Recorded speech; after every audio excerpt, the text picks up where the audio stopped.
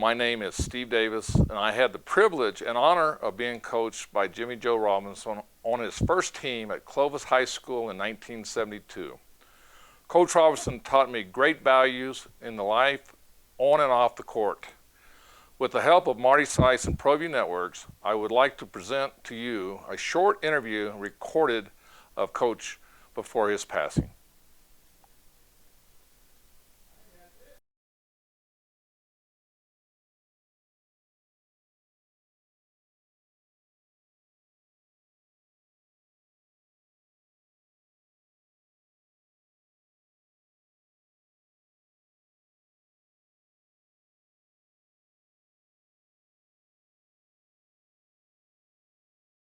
Well, Coach, we're gonna get back to your younger days here at Lovington.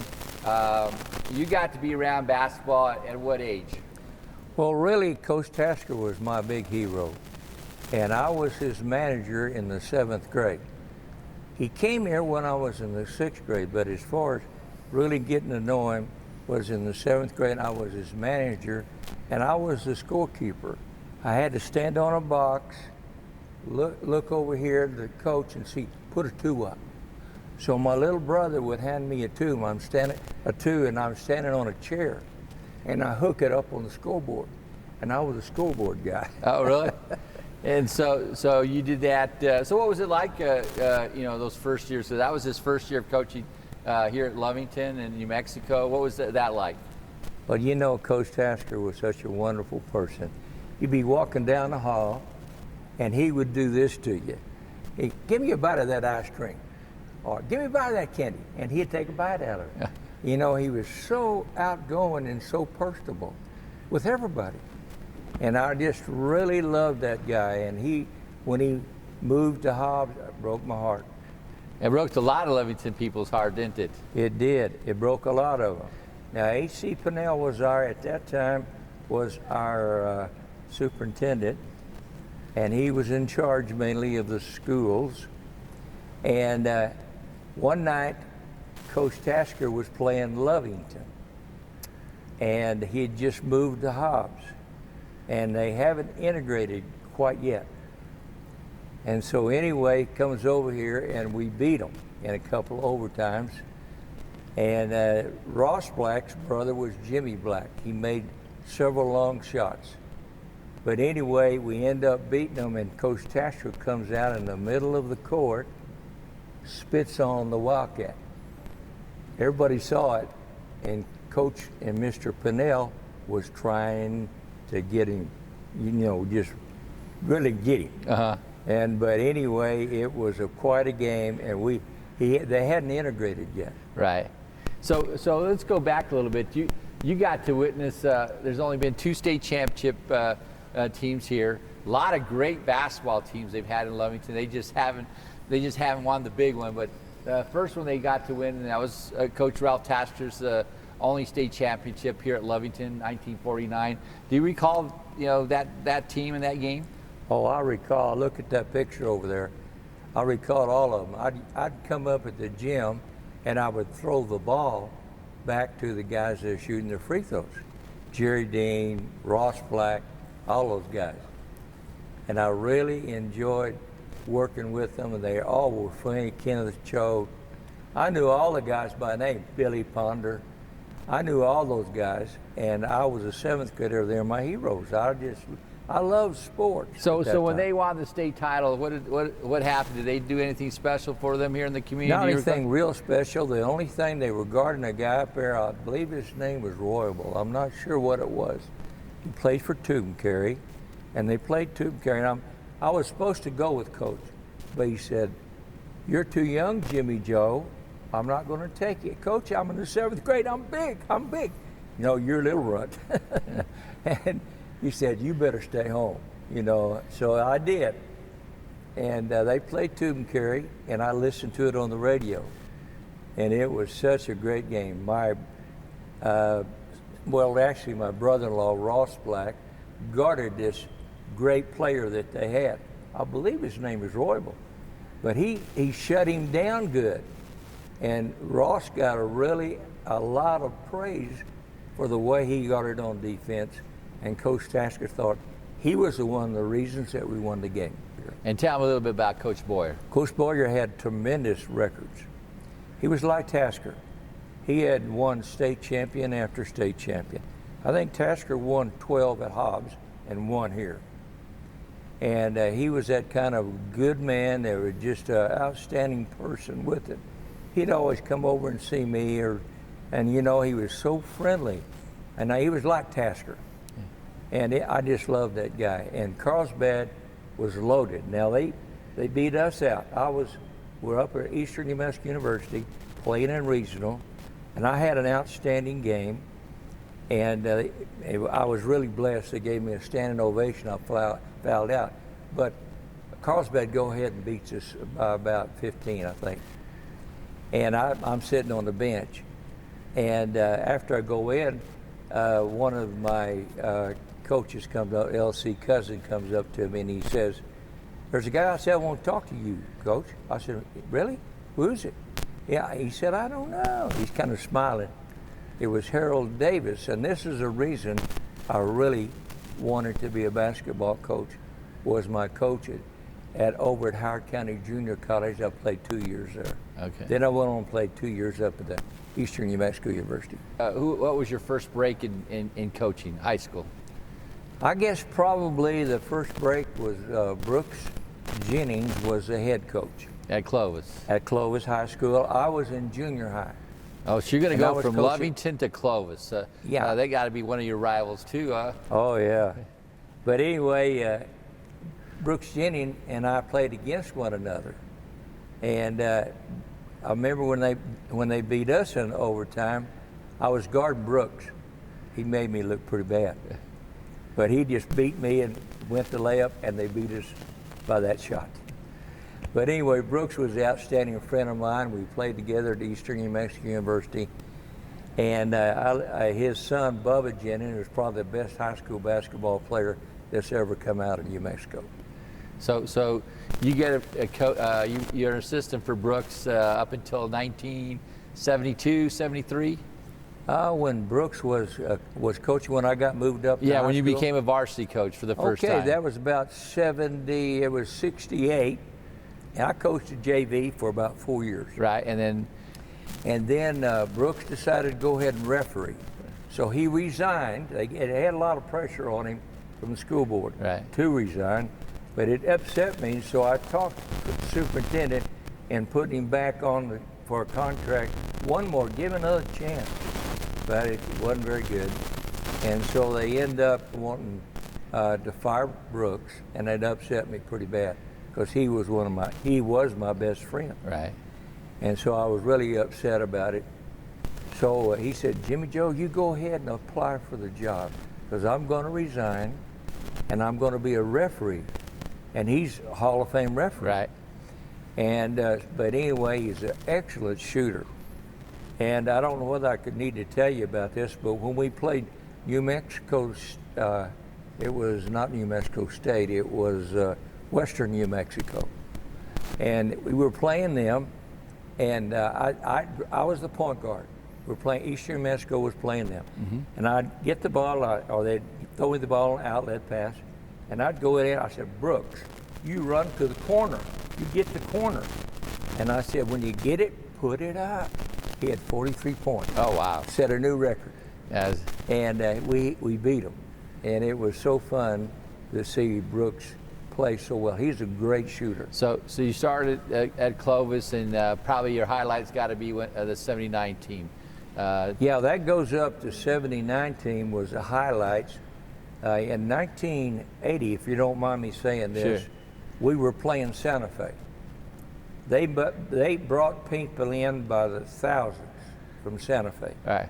Our group was maybe 50, 100, maybe, because they're waiting to get by the first round. We're ranked pretty high in the state, probably 1 or 2. Right. We had a good team, and some of my players were mainly juniors. And so, but anyway, a kid named Jim Wilkinson was one of my players, and he was going to go, they had the ball, 2 seconds left on the clock. They throw it quickly into the little guard, and he's in the corner, and I could see perfectly down there. and he shoots a shot, and they called a foul on Jim Wilkinson, one of my players. And he didn't touch him.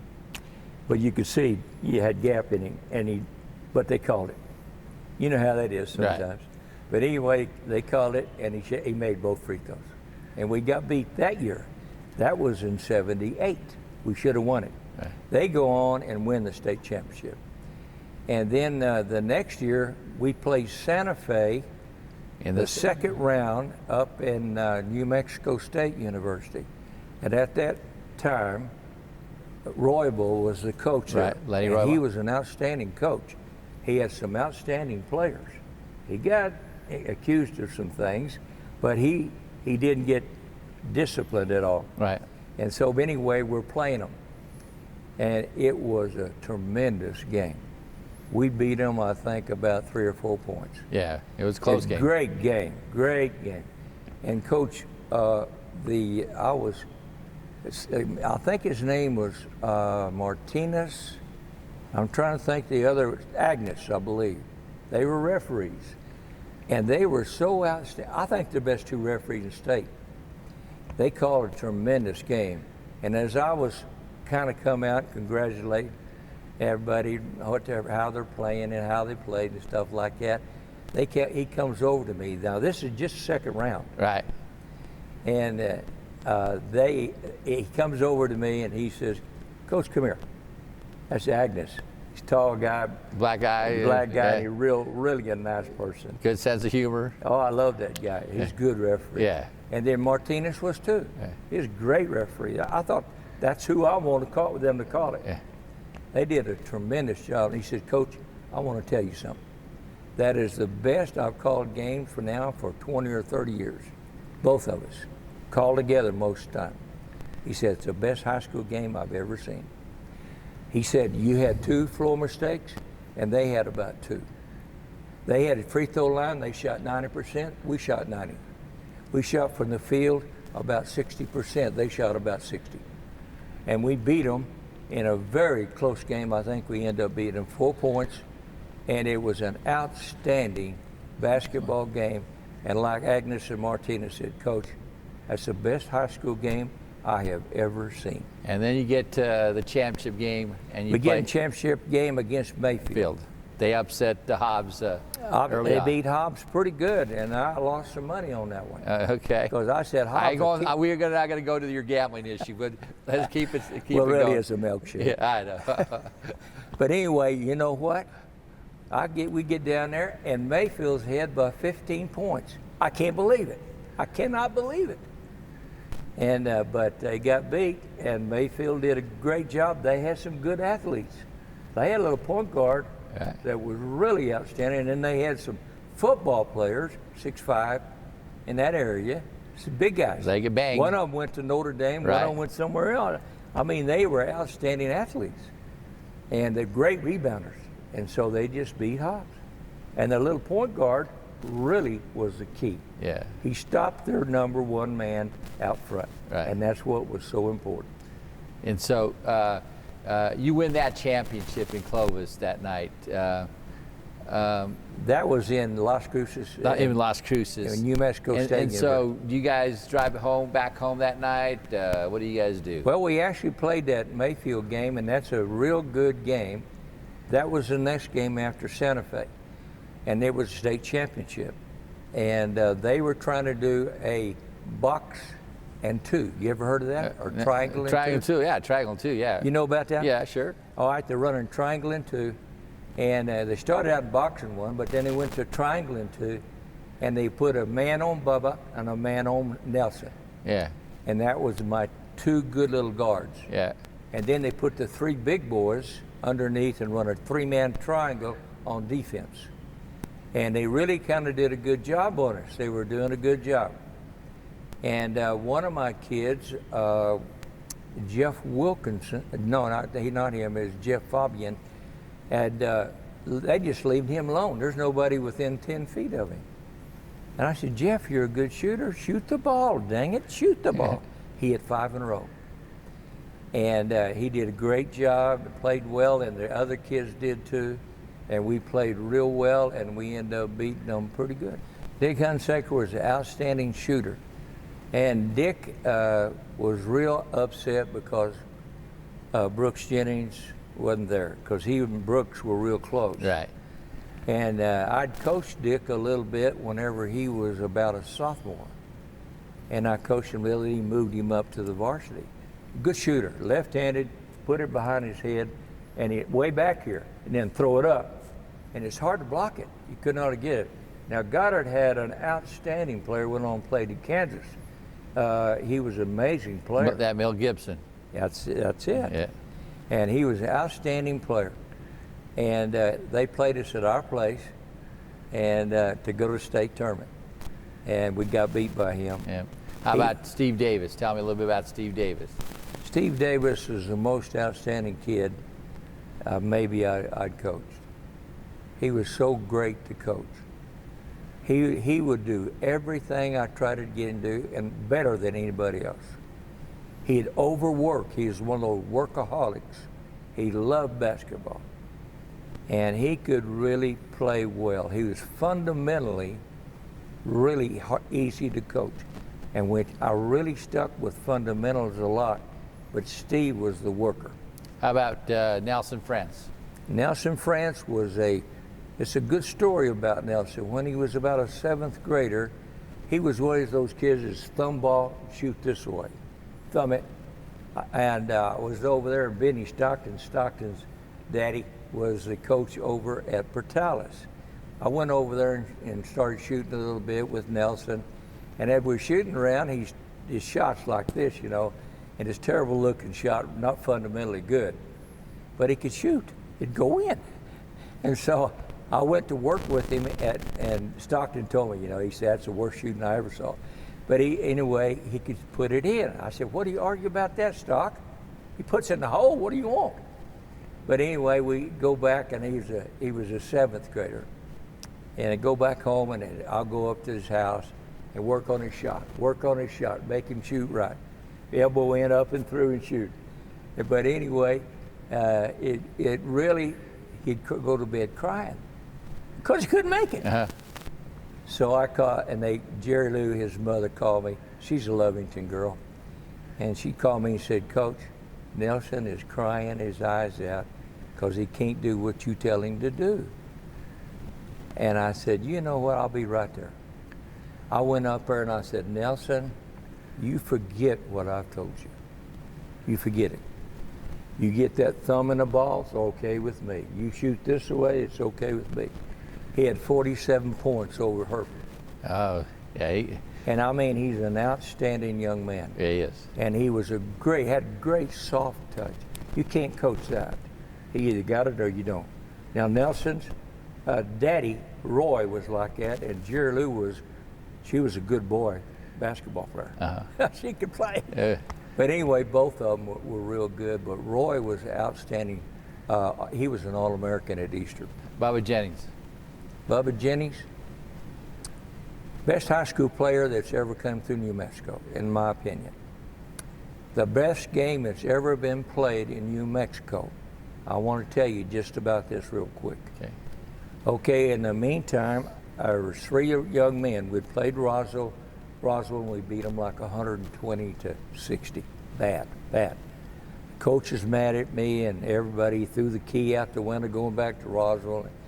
And you know, he wouldn't even speak to me and everything. And I'm just sorry, we just hot. Everybody I put in was hot. And so, but anyway, he goes back to Roswell. And as we get through playing here a little bit, we're gonna play Hobbs, at Hobbs on Friday. We had Hereford on Tuesday. We beat Hereford real easily. I played Bubba maybe half the game, maybe. And he had a good game. He had about 25. But, you know, he didn't have about half the game. Right. The Goddard coach, I nearly had his name. Anyway, I played against him. He's from Eunice, and he was coaching at Goddard, and he was scouting the game. And as he's scouting the game, he said, Bubba doesn't show me nothing. I got a kid 6'2", long arms, can jump. He'll shut him down. Bubba's maybe 5'9", 10", right in there. and he'll shut him down. He don't show me nothing.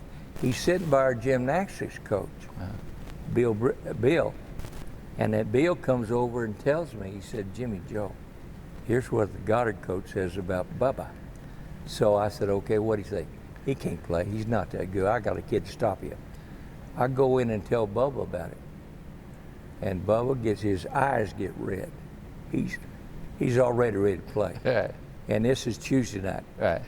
So we play Friday. We go down there Friday. You have never, ever seen a better shooting performance anywhere than what he did that night. I forgot his percentage, around 70% from the field. Right. He had 16 would have been threes. He had 16 threes, but no threes. Right. But we had a shot chart. He's outside Right. the 3 area.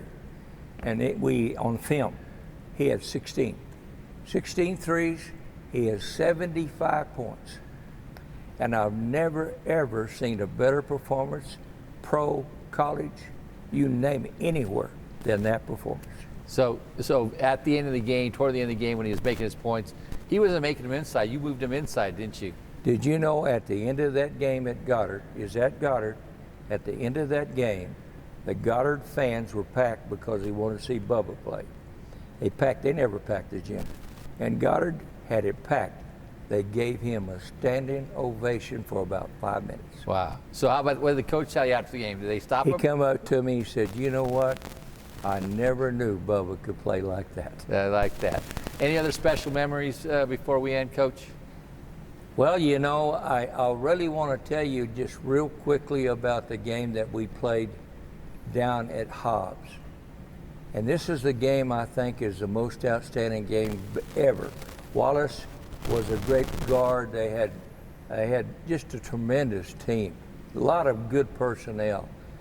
And so we were number 1 in the Southwest. Hobbs was number 2. We're number 1 in UMESCO, they're number 2. And so we come down to Hobbs. And as we come down to Hobbs, we are talking quite a bit. I had suspended 3 of my starters for drinking. And I wasn't sure I'd even let them back on the team because they signed a contract and they broke it. And so anyway, we come down here. I didn't bring them down. They came down in their own car. 3 of them sitting over in the bleachers at Hobbs. And at the same time, we get there, and I moved a sophomore up to help. And really, he did a great job. I had other kids sitting on the bench that didn't get in the game as much. And they came in and did tremendous. We were ahead of Hobbs by about 7 or 8 points. We're going to the latter part of the 4th quarter, right in that particular area. This was Bubba's senior year, right? His senior year. And Bubba had the ball. They clipped him. He went high in the air, landed on his head, splits it wide open. He's bleeding like a stuck hog. And so I get Bubba out there, and I'm at the half court, and I'm putting my towel on his head. And we're up by 7.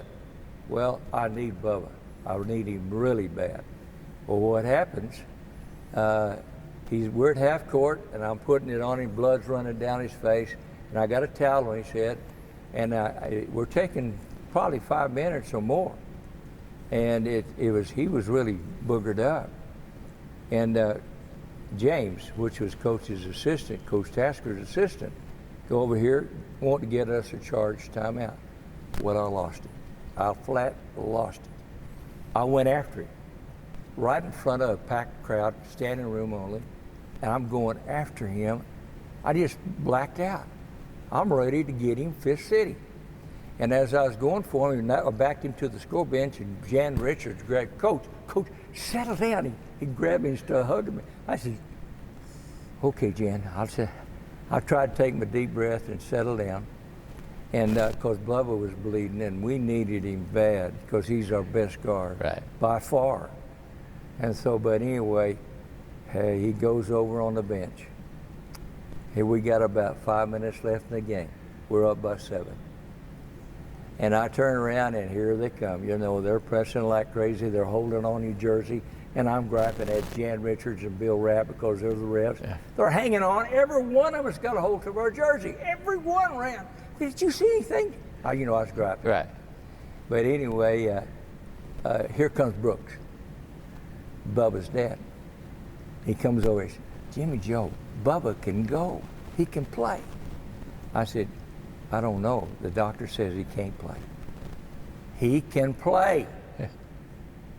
We only have 10 seconds on the clock. And so I said, come here, Bubba. I said, get in there and we'll just keep the blood out of your eyes best you can. If you need a towel, I'll have Nelson get a towel and wipe your, he can carry the towel out there with him, wipe your eyes. And he had blood all over his shirt. Now, in those days, You can't play that now. No, he can't do that. But anyway, as he gets in the game, I told him, I said, Bubba, they're going to get you and clobber you pretty quick. They're going to steal the ball or foul you, one or the other. And they fouled him. And he goes down there, and at the end where Tasker's there, all the kids are waving towels and stuff like this, and Tasker's even standing up and hollering, and James was hollering, and everybody, and that was down at their end. Right. We're at this end. And so anyway, as he's shooting, he says, Nelson, I can't see. I can't see. And so, hey, Bubba, I'll line you up. He goes free throw line, lines him up. He gets on it up about an inch from the line. He said, Bubba, you've done that without, you could do it blindfolded. You don't even need your eyes. And he couldn't see, he kept wiping, he couldn't see the rim. So finally, the referee shoots the ball. He shoots it, makes it. You could have heard a pin drop at Hobbs. You could have heard a pin drop. And anyway, everything's real quiet again. It's number 2. Is that to win the game? And we're going to shoot again. We're up by 3 now, and he makes that one too. And then as we go down, I said, I had a timeout. Timeout. Get away from them. Let them shoot. They're going to march down as quick as they can and throw it. They did. They missed it. And we got the rebound. That was a game. That was a Beat game. them by 5. That's a pretty. That's the best high school game ever played because one of the school board president of the school board at Clovis wanted to fire me and make me put those 3 guys back on the team. And I said, no, I'm running the show, and you're not. That's it. So, Coach, I want to wrap it up with this. You've had a great career as a player here at Lovington Eastern and as a coach. What has basketball meant to you in your life? Well, I really think basketball really helped me a lot. I was turning cowboy. I was roping, and I was doing stuff like this, and I nearly went all cowboy. But I had got that scholarship at Big Spring, and then I at Howard County Junior College, and then I got the scholarship up at Eastern. And so I decided I wanted to go ahead and be a basketball coach like my coach was. And so that really changed me as an individual. And I started doing things and getting ready to be a coach. And that's when I started really thinking about being a basketball coach. Any regrets? Do what? Any regrets coaching? No way. I had a great experience at Clovis. Great experience when I went to Coronado. We set a record. We won the big tournament, and they'd won more games than ever won at Coronado High School. And then my wife didn't like it over there. So we moved back to Clovis, and I get a phone call from Grady. And I go out to Grady, and I coached there for 3 years.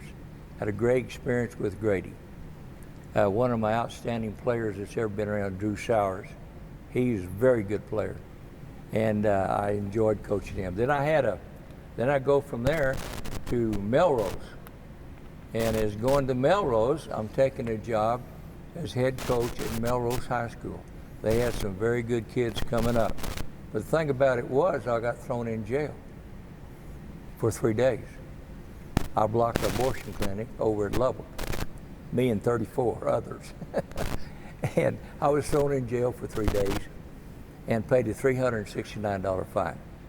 And I still remember it real well. And it was a great experience, and I'd still do it again.